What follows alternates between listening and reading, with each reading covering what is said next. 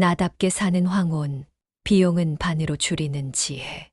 노후에 월 450만 원씩 드는 비용을 월 30만 원으로 줄이면서도 더 행복하게 사는 방법이 있을까요? 이 질문을 던지면 대부분은 불가능하다고 말합니다. 하지만 저는 그 불가능을 가능으로 바꾼 이야기를 나누고 싶습니다.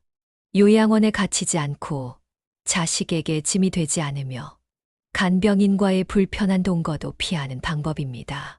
오늘은 제가 어떻게 이 길을 발견했는지, 그리고 그 과정에서 깨달은 노년의 지혜를 나누려 합니다. 저는 박미자입니다. 올해 76살, 부산에서 32년 동안 초등학교 교사로 일했습니다. 아이들을 가르치는 일을 천직으로 여기며 행복하게 살았죠. 그 시절엔 정년이 언제 올지 걱정도 했습니다. 하지만 지금 돌이켜보면 정년은 끝이 아니라 새로운 인생의 시작이었습니다.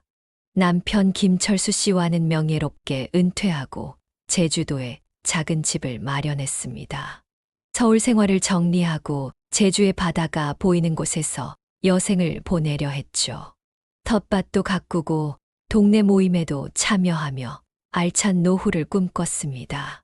하지만 인생이란 참 예측할 수 없는 것이더군요. 은퇴 3년 차, 남편이 뇌졸중으로 갑자기 쓰러졌습니다. 반신불수가 되어 휠체어 생활을 시작했고 2년 동안의 투병 끝에 하늘나라로 떠났습니다. 48년을 함께 한 동반자를 잃고 나니 제주도의 아름다운 풍경도 제 눈에는 그저 쓸쓸하게만 보였습니다. 큰딸 수연이는 제가 서울로 올라오길 바랐지만 저는 제주에 더 머물기로 했습니다. 아직은 혼자서도 생활할 수 있다고 믿었거든요. 솔직히 말하자면 자식들 눈치 보며 살고 싶지 않았습니다. 교사로 평생 독립적인 삶을 살아온 제가 누군가에게 의존해야 한다는 생각은 받아들이기 힘들었어요. 그렇게 3년을 혼자 살았습니다. 텃밭을 가꾸고 동네 친구들과 차도 마시고 바닷가를 산책하는 일상이 만족스러웠습니다. 하지만 세월이 흐를수록 문제가 하나둘 생기기 시작했죠. 75이 되던 해, 2가지 사건이 저를 흔들어 놓았습니다. 첫째는 동네 슈퍼에서 돌아오는 길에 미끄러져 엉덩이를 크게 다친 일이었어요. 2주 동안 혼자서 화장실 가기조차 힘들었습니다. 둘째는 밤중에 갑자기 찾아온 가슴 통증으로 응급실에 실려간 일이었습니다. 협심증이라는 진단을 받았는데 그날 저를 발견한 건 우연히 들른 이웃이었어요. 만약 그분이 오지 않았다면 생각만 해도 끔찍했습니다. 수연이의 간절한 요청에 결국 제주도 집을 정리하고 서울로 올라갔습니다. 처음에는 손주들과 함께하는 시간이 즐거웠지만 시간이 지날수록 불편함이 커졌습니다. 저는 아침형 인간인데 수연이 부부는 밤형이었고 화장실 사용부터 텔레비전 소리까지 모든 것에 신경 써야 했습니다. 3달이 지났을 때 우연히 들은 사위의 한마디가 제 마음에 큰 상처를 주었어요. 여름 휴가는 어떻게 해? 어머니가 계시니 조심스러워.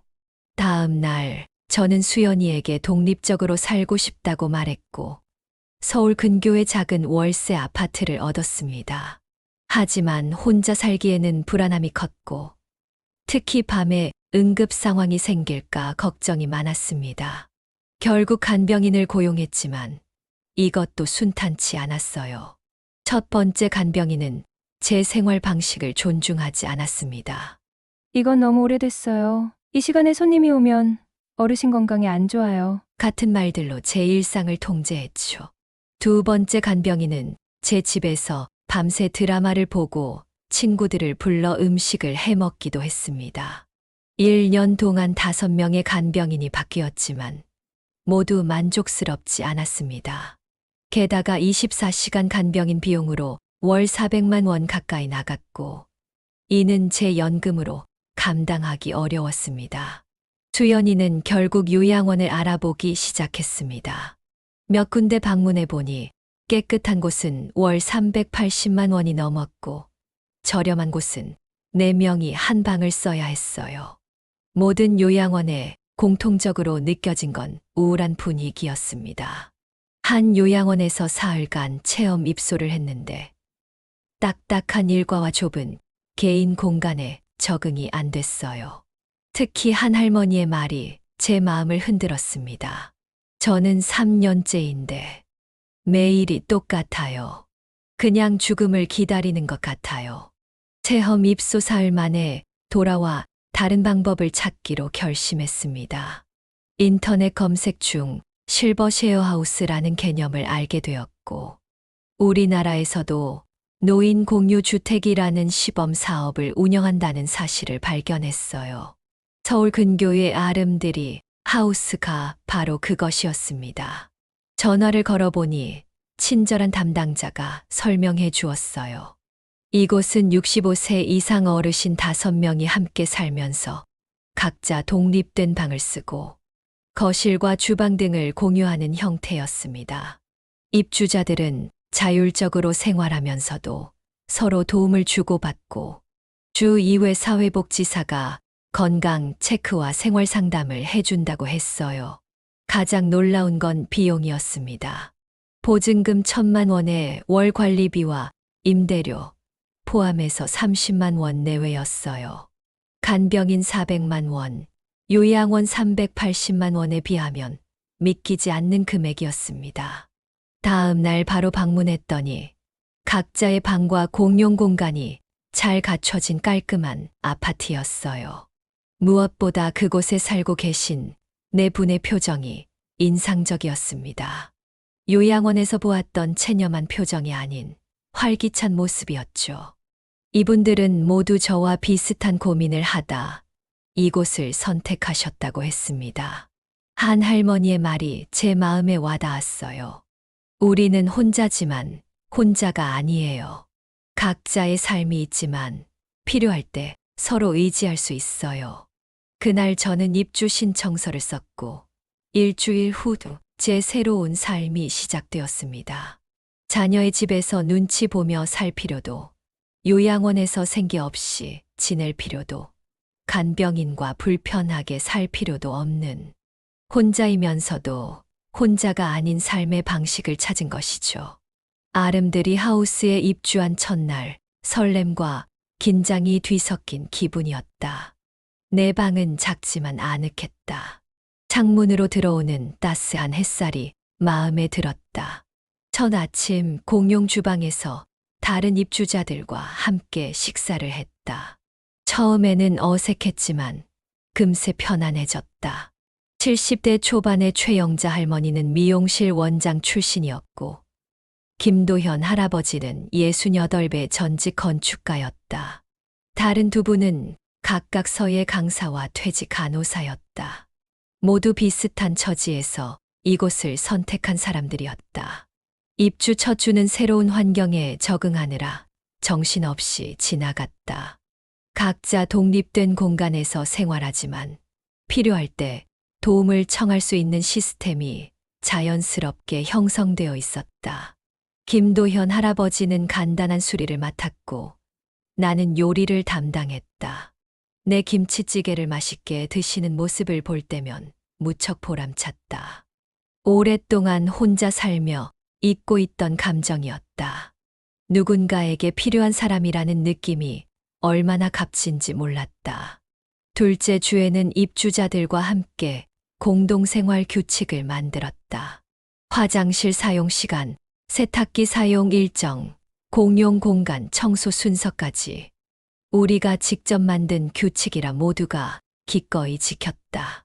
이런 일상이 단순하면서도 의미 있게 느껴졌다. 셋째 주부터는 취미 활동이 시작됐다. 정혜숙 할머니가 서예 교실을 열었고 나는 책 읽기 모임을 제안했다. 평생 아이들에게 책을 읽어주던 습관이 은퇴 후에도 이어진 것이다. 황순원의 소나기 같은 소설을 함께 읽고 이야기를 나누는 시간이 기다려졌다. 한 달이 지났을 때 가장 크게 달라진 건 외로움이 사라졌다는 것이었다. 각자의 방에서 혼자만의 시간을 보내는 것도 자유였지만 문을 열고 나가면 언제든 대화할 수 있는 이웃이 있다는 사실이 큰 위안이 되었다. 어느 날 밤 갑작스러운 현기증으로 화장실에서 쓰러졌다. 다행히 정혜숙 할머니가 내 소리를 듣고 도와주셨다. 그날 밤 응급실에 동행해 주신 그분의 따스한 손길이 아직도 생생하다. 요양원이었다면 직원이 발견했겠지만 그것은 직무상 돌봄이었을 것이다. 하지만 여기서는 진심 어린 걱정이 느껴졌다. 내게 필요했던 건 바로 이런 관계였다. 3개월이 지나자 우리는 자연스럽게 가족 같은 존재가 되어갔다. 서로의 생일을 챙기고 아픈 날엔 직접 죽을 끓여주고 좋은 일이 있으면 함께 축하했다. 가끔은 다툼도 있었지만 그것조차도 관계를 더 단단하게 만드는 과정이었다. 경제적인 측면에서도 변화가 컸다. 월 450만 원이 들던 간병인 비용이 사라지고 이제는 월 30만 원으로 살 수 있게 됐다. 그 돈으로 내가 평생 꿈꿔왔던 취미 생활을 즐겼다. 한 달에 한 번 공연을 보러 가고 수채화 교실에도 등록했다. 비용 절감의 비결 중 하나는 공동 구매였다. 5명이 함께 생필품을 대량으로 구매하니 개당 가격이 훨씬 저렴했다. 식재료도 마찬가지였다. 우리는 한 달에 한 번 장을 보고 남은 식재료를 활용해 함께 반찬을 만들었다. 이 과정에서 서로의 특별한 요리법도 배웠다. 전라도 출신인 최영자 할머니에게서 고춧가루 비법을 배우고 나는 경상도식 된장찌개 만드는 법을 알려드렸다. 6개월이 지난 어느 날 딸 수연이가 방문했다. 딸의 표정이 놀랍도록 밝아진 것을 보았다. 나도 스스로 달라진 것을 느꼈다. 거울 속 내 얼굴에는 활기가 돌아왔고 무엇보다 눈빛이 달라졌다. 그것은 삶의 주도권을 되찾은 사람의 눈빛이었다. 아름드리 하우스의 진정한 가치는 경제적인 절약 이상이었다. 바로 존엄성과 자율성의 회복이었다. 요양원은 안전하지만 자유가 제한되고 자식 집은 편하지만 눈치를 봐야 하며 간병인과 사는 건 사생활이 침해된다. 하지만 노인 공유 주택은 이 모든 단점을 보완하면서도 비용은 가장 적게 들었다. 물론 처음부터 완벽했던 것은 아니다. 적응 과정에서 성격 차이로 인한 갈등도 있었다. 하지만 우리는 그때마다 함께 대화하며 해결책을 찾아갔다. 소통이 쌓이면서 우리는 서로의 특성을 이해하고 존중하게 되었다. 이것이 바로 건강한 공동체의 모습이었다. 1년이 지난 지금 이 선택이 내 인생에서 가장 현명한 결정 중 하나였다고 확신한다. 이곳에서 30만 원으로 행복하게 살 수 있는 방법을 찾았을 뿐만 아니라 노년의 새로운 가능성도 발견했다. 아름드리 하우스의 성공 비결은 크게 3가지였다. 첫째, 입주자 구성이 중요했다. 우리는 모두 독립적인 생활을 중시하면서도 협력과 나눔을 소중히 여기는 사람들이었다. 둘째, 명확한 규칙과 경계가 있었다. 각자의 공간은 철저히 존중받았고 공용 공간의 사용 규칙도 함께 정했다. 셋째, 정기적인 소통 시간이 있었다. 매주 토요일 저녁에는 우리 집 회의를 통해 서로의 의견을 나누고 문제점을 개선해 나갔다. 노인 공유 주택은 우리만의 이야기가 아니다. 해외에서는 이미 보편화되고 있다. 북유럽에서는 코하우징이라는 이름으로 활성화되어 있고 미국에서도 시니어 쉐어하우스가 늘고 있다고 한다. 우리나라에서는 아직 시작 단계지만 점점 많은 지자체에서 시범 사업을 운영하고 있다. 물론 이런 주거 형태가 모든 노인에게 맞는 것은 아니다. 건강 상태가 매우 좋지 않은 이들에게는 요양시설이 더 적합할 수 있다. 또한 완전히 독립적인 생활을 원하는 이들도 있을 것이다. 하지만 나처럼 혼자 살기에는 불안하고 자식에게 부담 주기는 싫으며 요양원은 아직 가고 싶지 않은 많은 노인들에게 이것은 훌륭한 대안이 될 수 있다. 매일 아침 일어나면 내가 먼저 거실에 나가 차를 준비한다. 곧 하나둘 모여들어 함께 아침을 맞이하는 그 순간이 행복하다. 저녁에는 종종 작은 음악회를 열기도 한다. 김도현 할아버지는 기타를 치고 정혜숙 할머니는 노래를 부른다. 나는 그저 박수를 치며 즐긴다. 우리는 서로에게 기대지 않고도 함께 힘이 되어주는 관계를 만들어가고 있다. 독립성과 공동체성의 적절한 균형, 그것이 노년의 삶을 풍요롭게 하는 비결이었다. 그리고 그 과정에서 월 450만 원의 부담은 월 30만 원으로 줄었다. 노인 공유 주택은 단순한 거주, 공간의 변화가 아니라 삶의 방식의 변화였다. 내가 아직 가치 있는 사람이라는 존재감, 누군가에게 필요한 사람이라는 소속감, 이 모든 것이 이곳에서 찾은 보물이었다.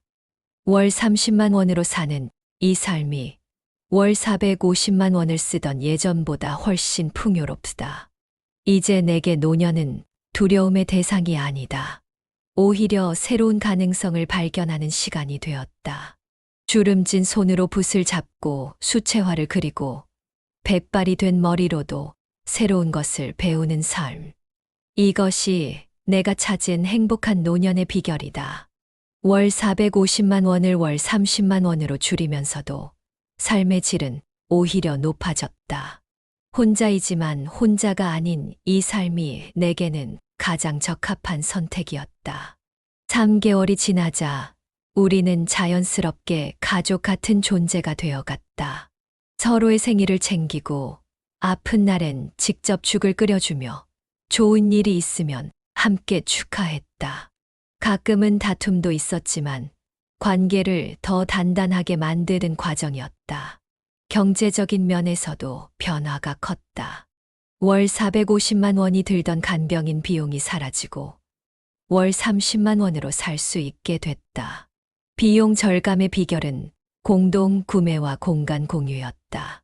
5명이 함께 생필품을 대량으로 구매하니 개당 가격이 훨씬 저렴했다.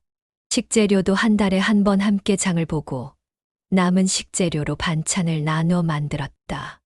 1년이 지난 지금 아름들이 하우스에서 얻은 깨달음을 나누고 싶다. 첫째, 노년의 행복은 돈의 액수와 비례하지 않는다. 둘째, 독립성과 소속감은 동시에 가질 수 있다. 셋째, 나이 들어도 새로운 관계와 배움은 계속된다. 내가 찾은 행복한 노년의 비결은 네 가지다. 첫째, 자신에게 맞는 공동체 찾기이다. 공유주택도 각기 성격이 다르다. 우리 5명은 모두 독립적이면서도 따뜻한 관계를 중시하는 사람들이었다. 둘째, 작지만 명확한 기여이다. 공동체에서 중요한 것은 각자 할 수 있는 일로 기여하는 것이다. 내가 요리로, 김도현 할아버지는 손재주로, 최영자 할머니는 말솜씨로 기여했다. 작은 기여라도 쌓이면 서로에 대한 신뢰가 생긴다. 셋째, 적절한 거리두기이다. 함께 살아도 모든 것을 공유할 필요는 없다. 우리는 프라이버시를 존중하며 너무 깊이 개입하지 않았다. 필요할 때 함께하고 각자의 시간도 갖는 것이 관계를 건강하게 했다. 넷째, 갈등을 두려워하지 않기이다. 처음에는 다툼이 생길 때마다 걱정했다. 하지만 갈등이 오히려 관계를 깊게 한다는 것을 알게 됐다. 세탁기 사용 시간을 두고 다툰 적이 있었는데 그 과정에서 서로의 생활 습관을 이해하게 되었다. 갈등을 통해 더 깊이 알게 된 것이다. 월 450만 원에서 30만 원으로 비용을 줄인 것은 단순한 경제적 이득 이상의 의미가 있었다. 그것은 내 삶의 주인으로 돌아온다는 의미였다. 이전에는 돈을 많이 써도 행복하지 않았다. 간병인과 살 때는 내 집에서도 마음 편치 않았고, 요양원에서는 정해진 일과에 맞추느라 정체성을 잃어갔다.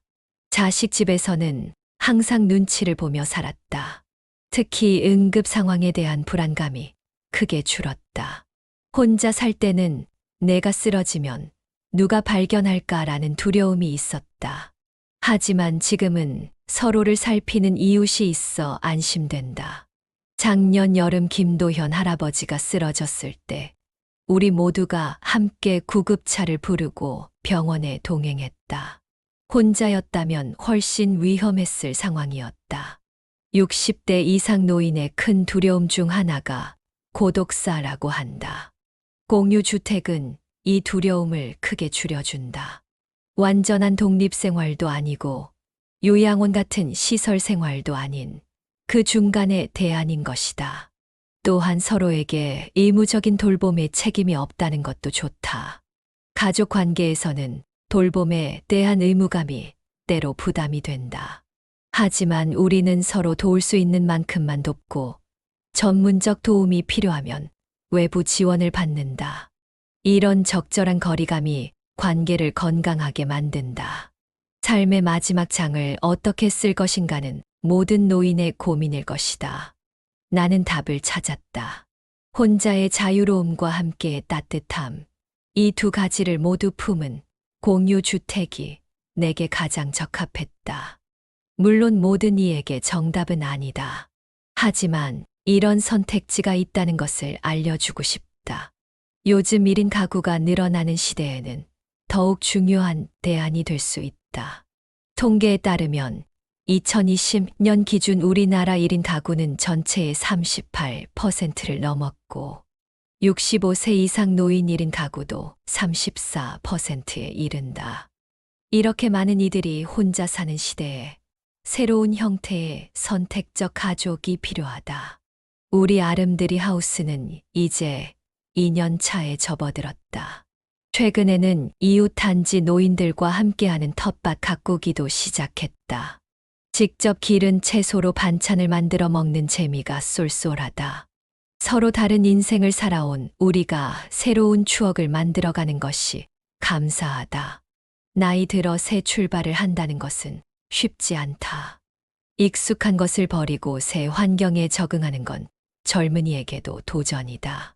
하지만 그 용기를 낸 것이 내 인생에서 가장 잘한 결정 중 하나였다. 만약 지금도 혼자 살거나 간병인과 살거나 요양원에 있었다면 지금처럼 행복하지 않았을 것이다. 노년의 삶에서 가장 중요한 것은 선택권이다. 내가 원하는 대로 살 권리, 내 삶을 스스로 결정할 권리가 가장 큰 행복이다. 아름드리 하우스는 그 선택권을 되찾게 해주었다. 경제적 부담이 줄어들며 심리적 여유가 생겼고 그 여유가 새로운 가능성을 열어주었다. 지금 내 꿈은 이런 공유 주택이 더 많이 생기는 것이다. 더 많은 노인들이 이런 선택지를 가질 수 있기를 바란다. 노인을 단순히 돌봄의 대상이 아닌 여전히 성장하고 배우고 관계 맺는 존재로 인정하는 사회가 되길 바란다. 창밖 노을을 바라보며 생각한다.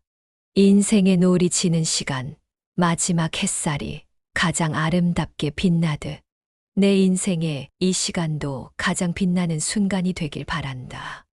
내일은 아침 일찍 일어나 커피를 내리고 정혜숙 할머니와 함께 체조를 할 것이다. 오후에는 수채화 교실에 가고 저녁에는 모두와 함께 예지 영화를 볼 것이다. 혼자이지만 혼자가 아닌 삶, 독립적이지만 고립되지 않은 삶. 경제적으로는 절약하지만 정서적으로는 풍요로운 삶. 이것이 내가 발견한 노년의 새로운 길이다. 나처럼 고민하는 이들에게 이 이야기가 작은 희망이 되길 바란다. 노년은 끝이 아니라 새로운 시작이 될 수 있다. 중요한 것은 돈의 액수가 아니라 그 돈으로 어떤 삶을 선택하느냐이다. 진정한 노년의 행복은 함께하는 독립에 있다는 것을 이제 알고 있다. 76의 나이에 월 30만 원으로 살면서도 어느 때보다 풍요로운 삶을 살고 있다. 이것이 바로 내가 찾은 나답게 사는 황혼의 모습이다. 여러분도 이런 고민을 하고 계시다면 새로운 가능성을 열어두시길 바란다. 오늘 이야기가 도움이 되셨다면 구독과 좋아요 버튼을 눌러주시고 여러분의 생각이나 경험도 댓글로 적어주세요.